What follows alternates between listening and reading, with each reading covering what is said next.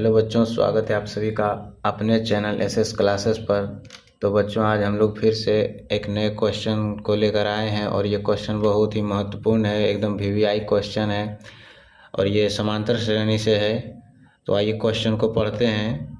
किसी समांतर श्रेणी का पाँचवा पद 11 तथा 9वां पद 7 है तो 16वां पद ज्ञात करें। तो बच्चों, इस तरह का क्वेश्चन बहुत बार एग्ज़ाम में आते हैं और ये उतना भी कठिन नहीं है और उतना भी इजी नहीं है। इसको थोड़ा दिमाग से सॉल्व करेंगे तो आसानी से हो सकता है, क्योंकि इस प्रकार के क्वेश्चन हर एक एग्ज़ाम में एक न दो क्वेश्चन देखने को मिलता है। तो इस बार से भी यानी वर्ष 2027 के बोर्ड एग्ज़ाम में भी ये आने की पूरी संभावना है। इस प्रकार के क्वेश्चन देखने को मिल सकता है। तो आइए इसको सॉल्व करते हैं। तो बच्चों, इसको सॉल्व करने के लिए हमें इसके लिए समीकरण बनाना पड़ेगा और समीकरण बनाने से पहले मैं चाहता हूं कि आप लोगों को थोड़ा डिटेल में बता दूं, जिससे कि आप लोग को बीच में कोई भी परेशानी ना हो।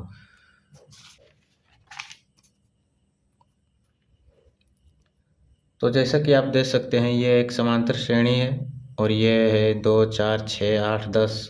यानी ये एक समांतर श्रेणी है कि नहीं, 2, 4, 6, 8। यानी इन दोनों के बीच जो बढ़ रहे हैं वो 2 बढ़ रहे हैं, 2 बड़ा है, यहाँ भी 2 बड़े हैं।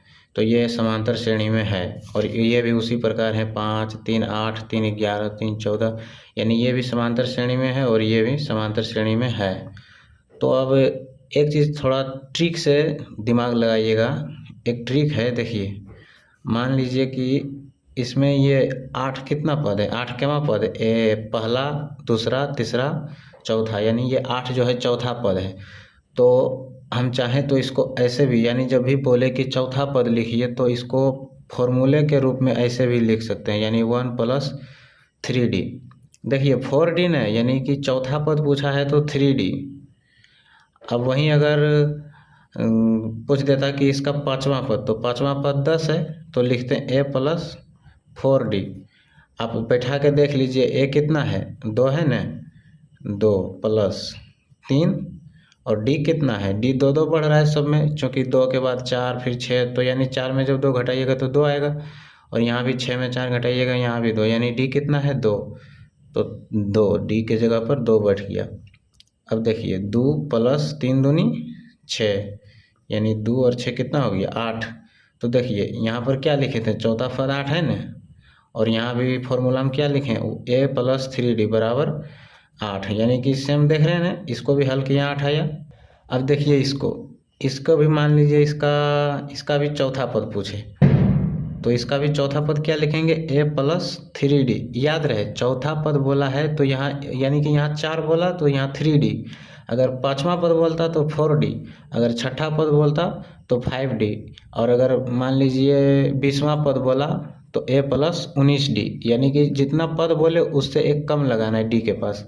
तो अब देखिए यहाँ पर A कितना है, यहाँ ये 5 है तो 5 दे देंगे, प्लस 3 लिख दिए, गुने D कितना है, 8 में 5 गया 3, यानी D है 3। अब देखिए 5 + 3 दिया 9 = 14 आया नहीं, इतना ही। यानी कि ये एक फॉर्मूला है, क्योंकि वहाँ भी अभी इसी तरह का समीकरण बनेगा। तो ये एक फॉर्मूला है, क्योंकि उसमें देखिए यहाँ पर क्वेश्चन क्या कह रहा है, समांतर श्रेणी का पाँचवा पद 11 है। तो यहाँ पाँचवा पद तो डायरेक्ट बोल दिया है ना, यहाँ A का मान नहीं दिया हुआ है, न D का मान दिया हुआ है। तो इसके लिए हमें क्या करना पड़ेगा, पहले समीकरण बनाना पड़ेगा। तो आई होप कि आप लोग इस वाले को समझ गए होंगे इस तरह से।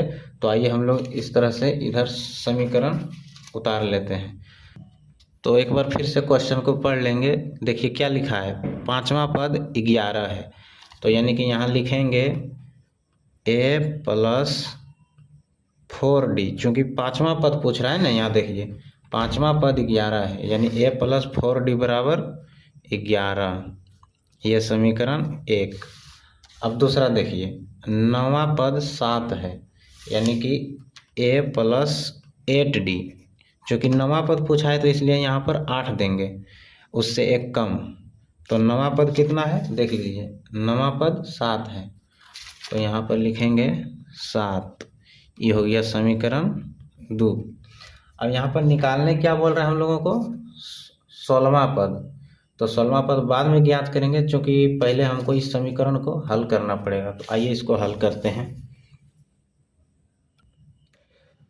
तो समीकरण को अब पहले हम क्या करेंगे, इसको विलोपन विधि से इसका हल करेंगे। तो ये देखिए, यहाँ भी प्लस है, यहाँ भी प्लस है, यानी कि इसको घटाना पड़ेगा। तो आइए लिखेंगे समीकरण 1 में से समीकरण 2 को घटाने पर हो गया। अब देखिए, a प्लस 4d बराबर 11 और a प्लस 8d बराबर 7। तो अब घटा रहे हैं, तो यहाँ पर घटा का साइन दे देंगे। अब देखिए, जब भी हम घटाते हैं तो साइन चेंज हो जाता है नीचे वाले का। तो यहाँ पर देखिए, a के आगे में प्लस छिपा हुआ है, क्योंकि प्लस तो आगे में छिपा ही रहता है, लेकिन माइनस नहीं छिपता, इसलिए इसका जब चिन्ह बदलाएगा तो ये माइनस में हो जाएगा a। और ये 8d जो है ये भी प्लस में है, तो यहाँ भी हो जाएगा माइनस में। और यहाँ भी ये जो 7 है ये भी प्लस में है, तो ये भी माइनस में हो जाएगा। समझ गए? अब देखिए, a प्लस में है, ऊपर वाला का चिन्ह नहीं बदला, सिर्फ नीचे वाला का बदलता है। तो ऊपर में प्लस और नीचे में माइनस, तो माइनस और प्लस खत्म। तो अब बचा क्या, देखिए, ऊपर में है 4d और नीचे में माइनस 8d, यानी कि जब इसको घटाएंगे, यानी माइनस 8d में प्लस 4d जब इसको घटाएं तो क्या बच गया, तो ये हो गया माइनस 4d। हुआ कि नहीं? क्योंकि यहाँ पर देखिए, ये 8d माइनस में है, तो इसमें से मान लीजिए कि -8 और +4 करेंगे तो -4 बचता है, और d का d हो गया। अब बराबर में, अब 11 में से 7 गया तो 4। यहाँ तक समझ गए? अब देखिए, अब d का मान निकालेंगे, तो d बराबर क्या हो जाएगा, 4/-4। देखिए, यहाँ पर कंफ्यूज नहीं होइएगा, ये जो 4 है ये माइनस में है, तो इधर प्लस में नहीं होगा, क्योंकि ये यहाँ पर गुना में है। तो इधर आएगा तो ये भागा में हो जाएगा, बल्कि इसका चिन्ह नहीं बदलेगा, क्योंकि यहाँ पर ये प्लस उलस का चिन्ह नहीं है। यहाँ पर देखिए 4d, यानी 4 गुने d, यहाँ पर गुना का साइन छिपा हुआ है, तो इसका चिन्ह नहीं बदलेगा, बल्कि ये जो गुना में है ये भागा में आ जाएगा। तो अब देखिए, ये 4 से जब 4 को काटेंगे तो एक बार में कटेगा, और माइनस तो है ही, क्योंकि माइनस और प्लस हमेशा माइनस ही होता है। तो d बराबर -1, ये हो गया d का मान। अब a का मान निकालेंगे, तो अब यहाँ पर लिखेंगे समीकरण 1 में d का मान रखने पर, तो समीकरण 1 क्या था, a प्लस 4d बराबर 11। तो देखिए, अब इसको जब d का मान रखेंगे तो a का तो मान अभी नहीं निकला है, तो a प्लस 4 गुना d का मान कितना आया, -1, तो यहाँ पर लिख देंगे -1 बराबर 11। अब देखिए, ये a, और आप लोग जानते हैं कि माइनस प्लस माइनस होता है, यानी कि a-4 बराबर 11। तो a बराबर, अब चूंकि इधर ये 4 जो है वो माइनस में है, तो बराबर के उस पार जाएगा तो ये प्लस में हो जाएगा, यानी a 11 + 4, तो a बराबर हो गया 15। a बराबर 15। अब देखिए, अब क्वेश्चन क्या कह रहा है कि 16वां पद ज्ञात कीजिए। तो 16वां पद कैसे निकलेगा, तो आप सभी को बताए हैं, याद होगा कि 16वां पद निकालने के लिए हमको ट्रिक क्या लगाएंगे।